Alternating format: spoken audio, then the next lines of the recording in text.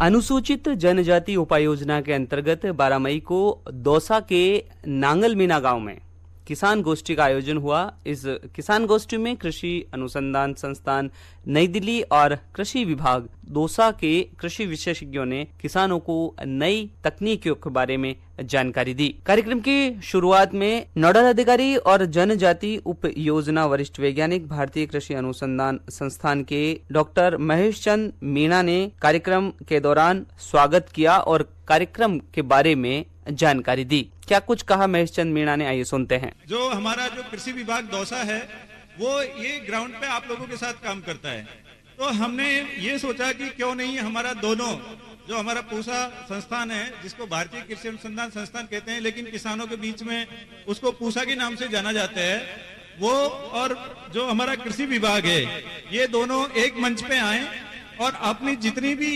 योजनाएं हैं उनके बारे में हमारे किसानों को अवगत कराएं और अवगत कराने के बाद जितने किसान हमारे इसमें इच्छुक हैं जो भी इसमें भाग लेना चाहते हैं उनका हम इनरोल करें और उनको आगे लेके हम कैसे गांव को एक तरक्की की तरफ ले जाएं। और हमारा ये टीम का ये सबसे बड़ा उद्देश्य है, ये आज आपको ये भी बताएंगे कि आप हम लोगों के साथ जुड़िए, हमसे जो बनेगा हम वो प्रयास करेंगे। और उसमें हमारा मतलब ऐसा नहीं है कि भारतीय कृषि अनुसंधान संस्थान ही, साथ के साथ हमारा कृषि विभाग दौसा वाली पूरी टीम है। पीसी साहब यहाँ बैठे हैं, पीसी साहब का एक ही कहना है कि साहब हमको जो भी कार्य मिलेगा हम गांव में तन मन और धन से कार्य करेंगे। इस किसान गोष्ठी में रामस्वरूप बाना ने 12 क्षेत्रों के लिए वैज्ञानिक तकनीकियों के बारे में जानकारी देते हुए किसानों को महत्वपूर्ण जानकारियां दी।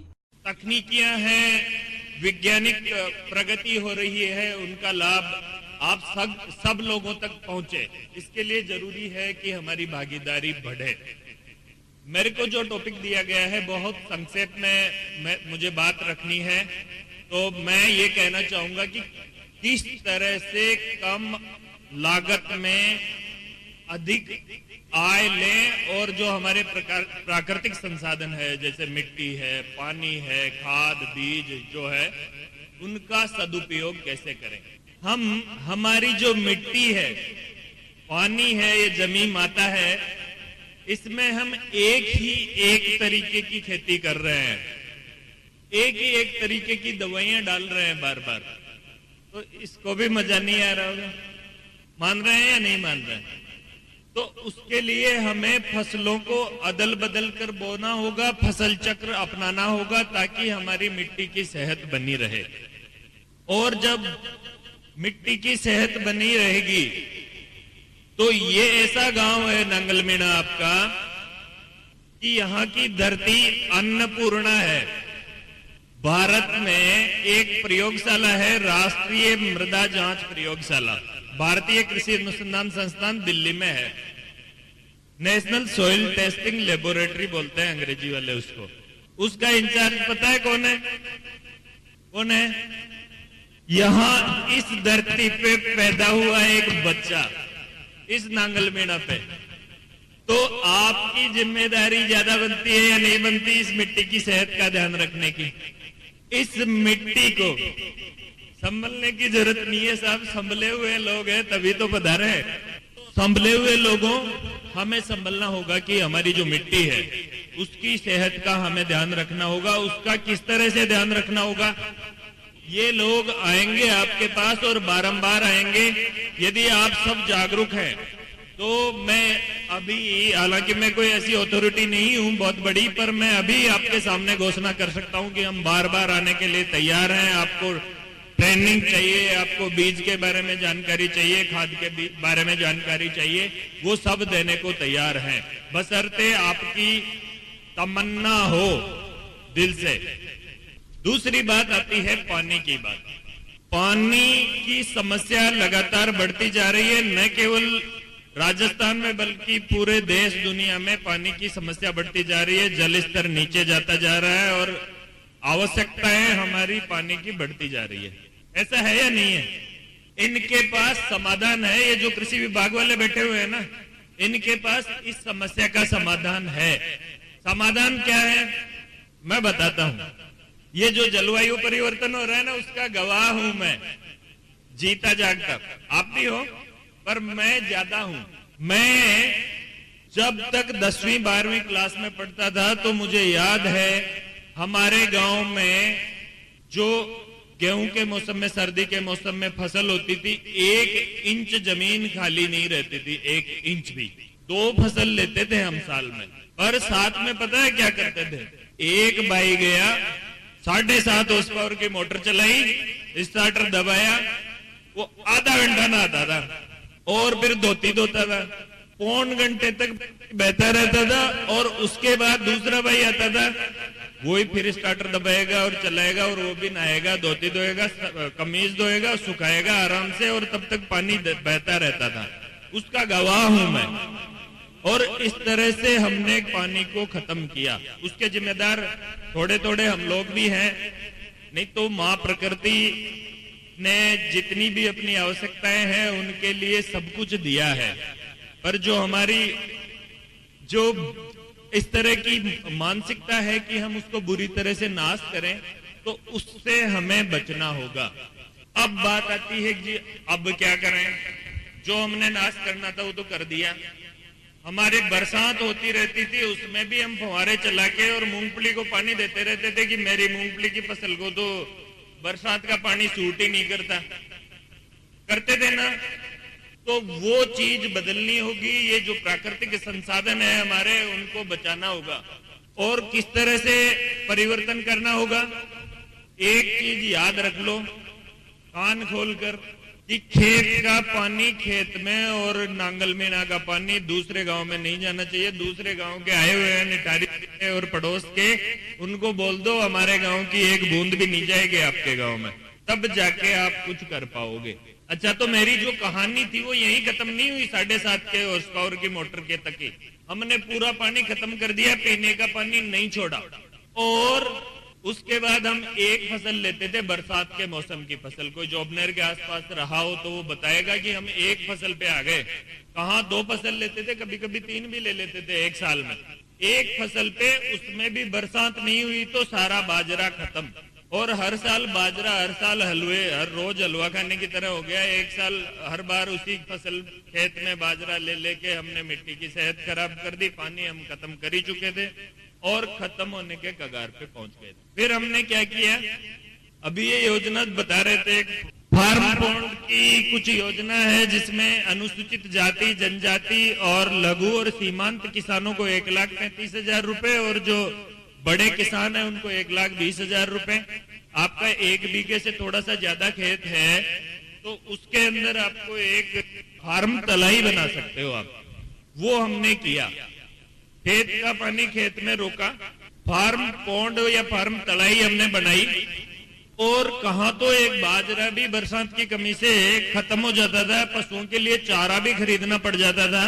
और आज मेरे को बताते हुए हर्ष हो रहा है कि ये जो फार्म पॉन्ड स्कीम है, यदि इसके पानी का सदुपयोग करें तो मैंने आज की तारीख में, मैं क्योंकि किसान भी हूं खुद, मैंने आज की तारीख में खरबूजे लगा रखे हैं और अभी बाजार में अच्छा लेट वाले लगे हैं। कोई पानी की समस्या नहीं है यदि सही तरीके से उपयोग करें तो, फार्म पॉन्ड में इकट्ठा करके। और जो सामान्य किसान लेंगे उनसे ज्यादा रेट में बेचूंगा। कार्यक्रम में वरिष्ठ वैज्ञानिक और भारतीय कृषि अनुसंधान संस्थान से डॉक्टर सीमा सांगवान ने जैव उर्वरकों के लाभ को लेकर के किसानों को जानकारी दी। फसलों को उत्पादन बढ़ाने के लिए उसमें जिस तरह से एक बच्चे के लिए उसके शारीरिक और मानसिक विकास के लिए पोषक तत्वों की जरूरत होती है, इसी तरह से फसलों में भी उन पोषक तत्वों की आवश्यकता है।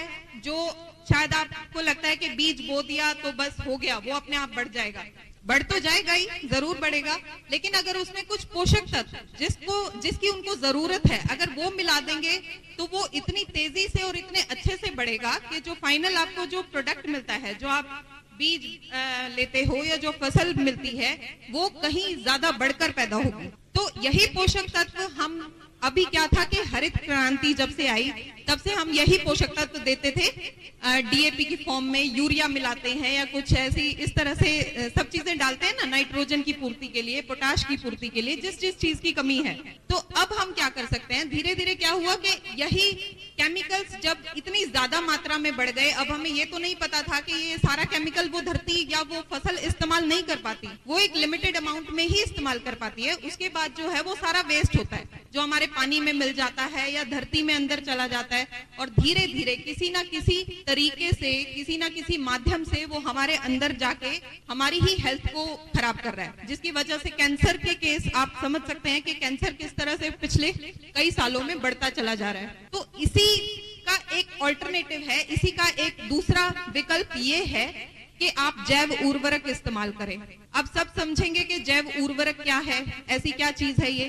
जैव उर्वरक कुछ नहीं, ये ऐसे जीवाणु हैं जो आपकी फसलों के लिए लाभकारी हैं, जो पहले से उसी धरती में मौजूद हैं, लेकिन हमें नहीं पता कि किस तरह से वो लाभ इस तरह से दे रहे हैं कि वो हमें ना यूरिया डालने की जरूरत पड़े, ना डीएपी डालने की जरूरत पड़े, और पड़े तो इतनी ही पड़े कि बस उसका बहुत कम अमाउंट, जहां आप 100% डाल रहे थे वहां आप 50% डालिए, उसका आधा कर दीजिए, आपका खर्चा भी कम होगा। और जैव उर्वरक जो कि बहुत सस्ते होते हैं और इतना अच्छे से काम करते हैं, जिनका कोई दुष्प्रभाव नहीं, कोई पर्यावरण को खराब नहीं करेंगे, वो कोई उस धरती की मृदा की जो शक्ति है उसको खराब नहीं करेंगे, बल्कि उसको कहीं ना कहीं बढ़ाएंगे। तो ये ऐसे जैव उर्वरक पे ही हम काम करते हैं, जैसे कि हमारे यहाँ बहुत सारी तरह के हैं। ये आपने कभी शायद सुना हो तो, या रेडियो टीवी कहीं पे भी सुना होगा कृषि दर्शन में, कि राइजोबियम है, एजोटोबैक्टर है, एजोस्पाइरलम है। ये ऐसे जीवाणु हैं जो आपके फसलों में नाइट्रोजन देते हैं। तो हम जो बनाते हैं इनको मतलब पाउडर फॉर्म में भी बनाते हैं, जिसको आप बीज उपचार कर सकते हो, और ये तरल पदार्थ भी हैं जो आप लिक्विड में अगर कभी डालेंगे तो लिक्विड के तरीके से भी आप बीज उपचार करके अपनी फसलों में डाल सकते हो। कुछ नहीं करना, बहुत सिंपल से तरीके हैं, बहुत सीधे साधे तरीके हैं, बस आपको समझना है कि इनकी महत्वता क्या है। अगर हम तो जी लिए, लेकिन हमारी अगली जनरेशन भी आएंगी, किस तरह से वो इस चीज को समझे कि शक्ति, अगर धरती की शक्ति ही खत्म होती चली गई तो वो फसल कैसे उगेगी, कैसे वो अगली जिस तरह से बाना सर ने बताया कि पहले 3 फसलें लेते थे, फिर वो 1 पे आ गए, ये धीरे धीरे शायद वो शक्ति भी खत्म हो जाती है ना उस धरती की। उस शक्ति को दोबारा से जागरूक करने के लिए, दोबारा से लाने के लिए जैव उर्वरक इस्तेमाल करिए। बहुत सारी तरह के हैं, ये आप समझ भी नहीं सकते, इन पे इतना काम होता है। और वो अब जब आप फील्ड में उसको अप्लाई करोगे तो आप अपनी आंखों से देख पाओगे कि कितना फर्क है इन 2 चीजों में, और किस तरह से आप उस जहर को हटा सकते हो जो डीएपी और यूरिया के फॉर्म में हम खाते चले जा रहे हैं, जिसका शायद हमारे फसलों को जरूरत भी नहीं, लेकिन हम डालते चले जा रहे हैं। कृषि विभाग के संयुक्त निदेशक डॉक्टर अशोक कुमार मीणा ने राज्य सरकार की विभिन्न योजनाओं के बारे में किसानों को अवगत कराया। तो किसान भाइयों, आपको खुद को एक बार ये सोचना पड़ेगा कि हमें जो योजना बताई है कृषि विभाग के अधिकारियों ने, उसका हम कैसे लाभ ले सकते हैं। अभी हम माताएं बहनें भी बैठी हुई है हमारी, और हम जब खेती की बात करते हैं तो सबसे पहले हमारे दिमाग में प्रश्न आता है कि हमें पैसा कितना हम लोग कमा रहे हैं, हमारी आय क्या है। हम लोग जैसे ही 60 से लेकर के और जब तक फसल हमारे घर में आती है, चाहे कार्तिकवाड़ा की हो, बैसाखवाड़ा की हो, मैं तो ये कहूंगा कि आप सभी घर में एक डायरी रखें, 10 रुपए की एक कॉपी ले आए, और पेन घर में होता है, उसमें सारा हिसाब आप लिखना चालू कर दें। खेत में आपने पहले दिन से लेकर के घर में जब तक कट पिटर फसल नहीं आती, जब तक पूरा हिसाब लिखना आप मेरे कहने से इस बार से लिखोगे आप। अब बाजरा बोओगे आप 1 महीने बाद, 20 दिन बाद जैसे बरसात होगी बाजरा चालू अपने यहाँ हो जाएगा। तो बाजरे में आप जुताई करोगे, अब भी जुताई कर दी, गर्मी की जुताई बहुत जरूरी होती है, वो भी की है। बीज आएगा, दवाई, खाद, निराई के लिए मजदूर लगाओगे, फिर कटाई कराओगे, फिर थ्रेसिंग कराओगे, फिर जुताई कराओगे, फिर लास्ट में आप देखना कि आपने क्या इसमें खर्चा किया और क्या आपने इसमें पाया। हम लोग क्या करते हैं, हिसाब नहीं लगाते बिल्कुल भी। छोरा की नौकरी भी सारी ले ली, हाँ फोन करेंगे, छोरा 20,000 डाल दीजिए भैया, खाद लाना कल। अब तेल बीत को ट्रैक्टर में तेल लाना है, ये करना है, वो करना है, तो वो क्या है, अपने को हिसाब रह ही नहीं पाता। वो भी पैसा आ रहा है, इधर भी लगा रहे हो, आप भी कमा रहे हो, दूध भी बेच रहे हो, सारा बेच दिया, फिर भी कोई पैसा दिखता ही नहीं। तो ये चीजें हमें सोचनी पड़ेगी कि हम कर क्या रहे हैं, और यदि हम इसी रास्ते पे चलते रहे तो हमारी आय धीरे धीरे घटती जा रही है। और युवा पीढ़ी जो है हमारी, वो खेती से दूर क्यों जा रही है? उसको पैसे चाहिए। पैसे आप लोगों की जो तकनीकी चल रही है, आप उसे मिल रहा नहीं, क्योंकि आपका तरीका अभी पुराना चल रहा है। तरीका तो वो है जो बाप दादा हमारे आज से 50 साल पहले उनकी जीवन यापन किस तरीके का था। न किसी घर में कूलर होता था, न कहीं फोन होता था, मोटरसाइकिल 4 व्हीलर किसी के पास नहीं थी। हमारे घर में बैलगाड़ी होती थी, 1 रुपए का खर्चा नहीं होता था। मंडावर जाने तो गाड़ो जोड़ चल देवा साहब, ब्याह करना है, गुड़ चीनी लानी है, चावल की बोरी लानी है, तो बैलगाड़ा बस्ती आती थी, गले में बैलों की घंटाड़ी आती थी, अपन फलाने का गाड़ा आ रहा है भैया। अब कहीं आता पता नहीं है, तो घर से निकलते ही 500 को तेल डालेगा, तेल पैसा कहां से आएगा? तो मैं उदाहरण इसलिए दे रहा हूँ, हमारी दैनिक जो खर्चा है वो तो बहुत बढ़ा दिया आप लोगों ने। खेती में भी खर्चा हमारा दिन दिन बढ़ रहा है। बीज हाइब्रिड आप लोगे तो उसका महंगा आएगा। खाद की तो हालत ये है कि आप 1 कट्टे की जगह 3 कट्टे डालते हो, हमारा कहना भी नहीं मान रहे। पड़ोसी ने डाला है तो बस उससे ज्यादा डालना है, ये है हमारा उद्देश्य। और खाद डाल डाल के वो जो अभी रामजीलाल जी कह रहे थे ना, कैंसर हो रही है, कैंसर क्यों हो रही है, उस पर कभी हमने सोचा ही नहीं। हार्ट अटैक क्यों आ रहा है, इस पे भी नहीं सोचा। बीपी, शुगर, ये बहुत सारी बीमारी हर गांव में हमारे कोई न कोई रिश्तेदार हमारा मिलने वाला हर साल 2-4 तो जाते ही हो, हमको छोड़ के चले जाते।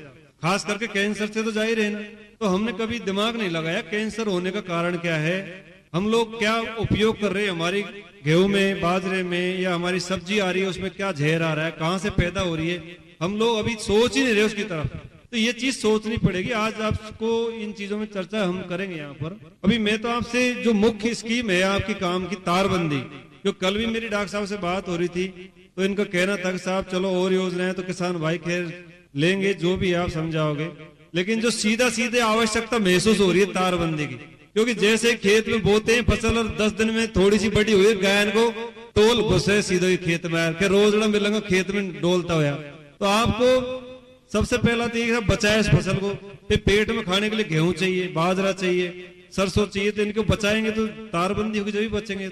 अब तारबंदी की स्कीम वैसे हमारे जिले में, यहाँ पूरे राजस्थान में 2017 से चल रही है। अभी आपने फायदा लिया, किसी ने, इतने लोग बैठे तारबंदी का, किसी ने भी कोई लिया हो तो हाथ खड़े करो। इस गांव में से किसने लिया है? एक भी आदमी नहीं है जिसने आज तक तारबंदी पे कोई फायदा लिया हो। किसी ने फोरम लगाया हो तारबंदी का? आज तक इस गांव की प्रोग्रेस 0 है इसका मतलब। चलो कोई बात नहीं, आज हम यहाँ आए तो आज इसको 0 को हीरो बना के जाएंगे हम, ये है हमारा उद्देश्य।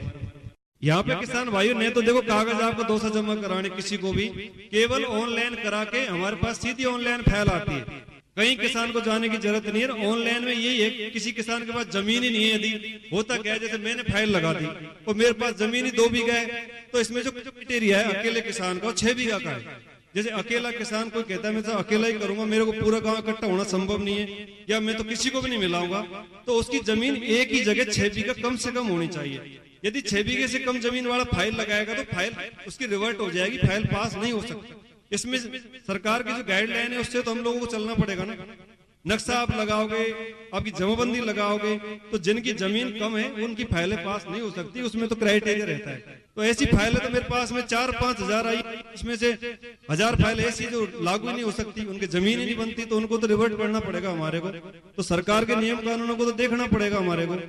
बाकी यदि नियम सही है, आपकी जमीन पूरी बैठती है, पात्रता आप रखते हो, तो आपकी फाइल हम जिम्मेदारी लेते हैं, आपको अनुदान मिलेगा। हमारे पास न तो कोई टारगेटों की कमी है तारबंदी में, और न किसी प्रकार का कोई गुंजाइश कमी की है ही नहीं।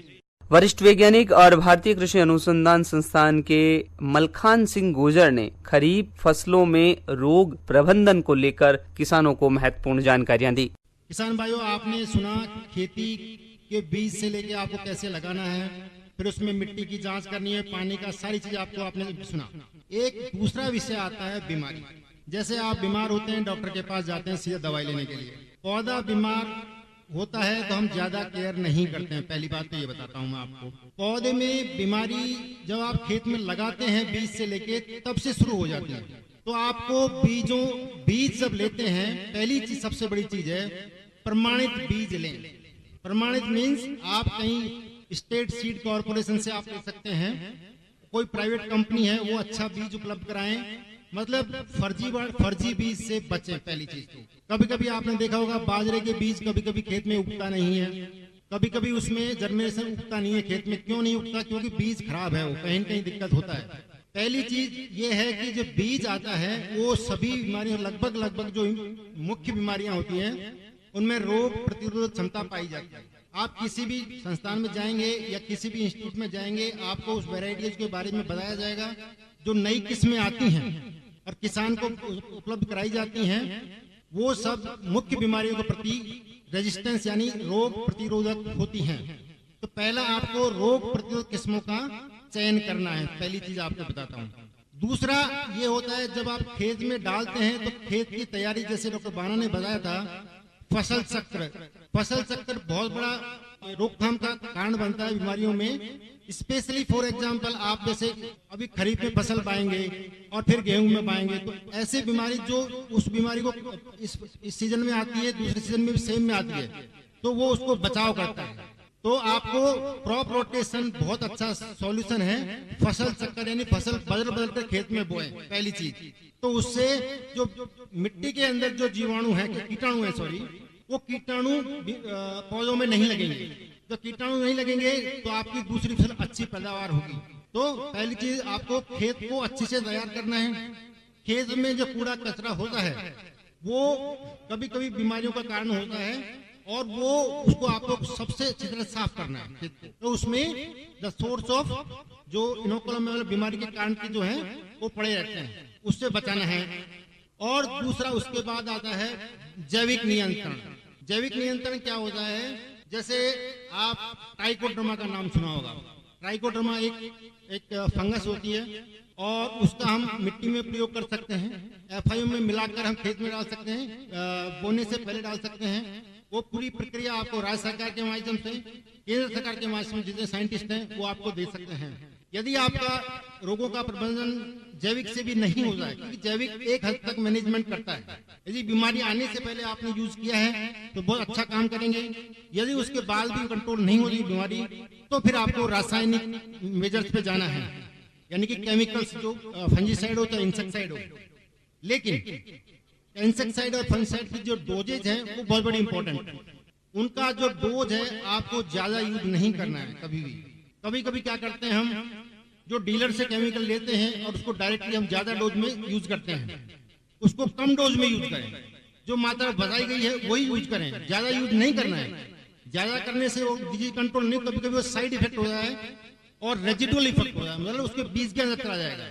तो आपको ये रासायनिक केमिकल्स के बारे में पूरी जानकारी होनी चाहिए।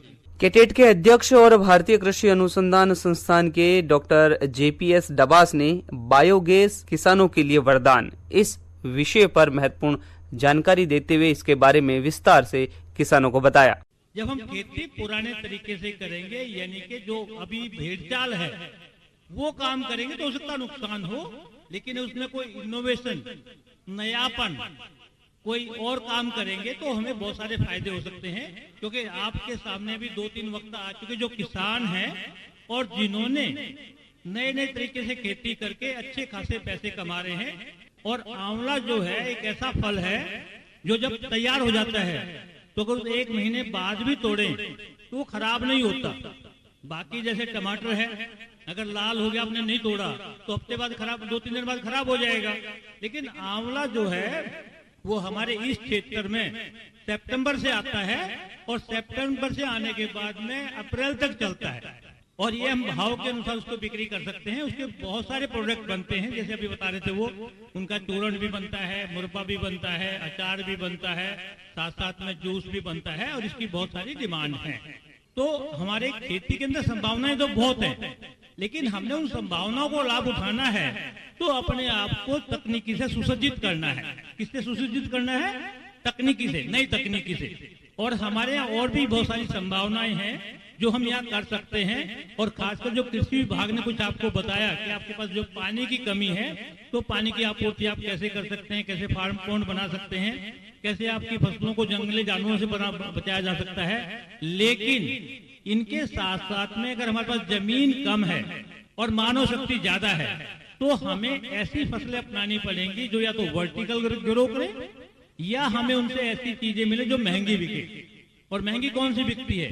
या तो सब्जी बिकेगी या फल बिकेंगे, और ये ऐसी सब्जियां भी ऐसे फल भी उपलब्ध हैं जो कम पानी में अच्छी पैदावार दे सकते हैं। लेकिन बार बार बात आ रही है कि हमारी खेती की लागत बढ़ती जा रही है।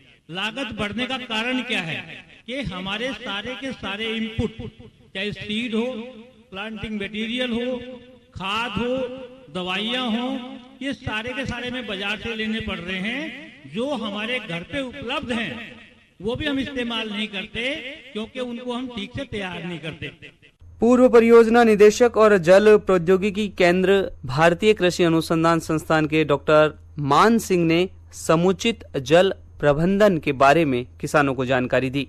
एक चीज जाने कि हमें सोचना होगा कि हम किसान अब निरीह नहीं है, हम महत्वाकांक्षी हैं, हम रिच बनना चाहते हैं, हमारी नई संतानें अमीर बनना चाहते हैं। ऐसा सोचना शुरू करना होगा। जब तक ये नहीं सोचेंगे हमारे हाथ पैर ज्यादा नहीं बढ़ेंगे, ज्यादा बढ़ाना होगा। ये बात एक है। दूसरी बात मैं ये कहना चाहूंगा कि आपको योजना बनाना होगा। जैसा कुछ लोगों ने कहा कि जो उत्पादन होता है सच उसे राह बेचेंगे, दवा साहब कह रहे थे, उससे बात नहीं बनेगी। आपको मूल्य संवर्धन करना होगा, नए लोगों को आना होगा। राष्ट्र की जितनी सुविधाएं हैं उन सुविधाओं के बारे में रोज शाम चौपाल में बैठकर चर्चा करनी होगी। किसके पास जाना होगा, वो स्वप्न देखना होगा और योजना के बाद पूरी ताकत से कार्य करना होगा, पूरी ताकत से कार्य करना होगा और जो भी करेंगे उसकी जिम्मेदारी लेनी होगी। वहीं इस किसान गोष्ठी में मंडावर की एसडीएम भावना शर्मा ने किसानों को संबोधित करते हुए अपनी बात रखी। आज ये जो किसान गोष्ठी आयोजित हो रही है, ये आप लोगों को और उन्नत करने के लिए और आपके जो आय के स्तर है उसको बढ़ाने के लिए है।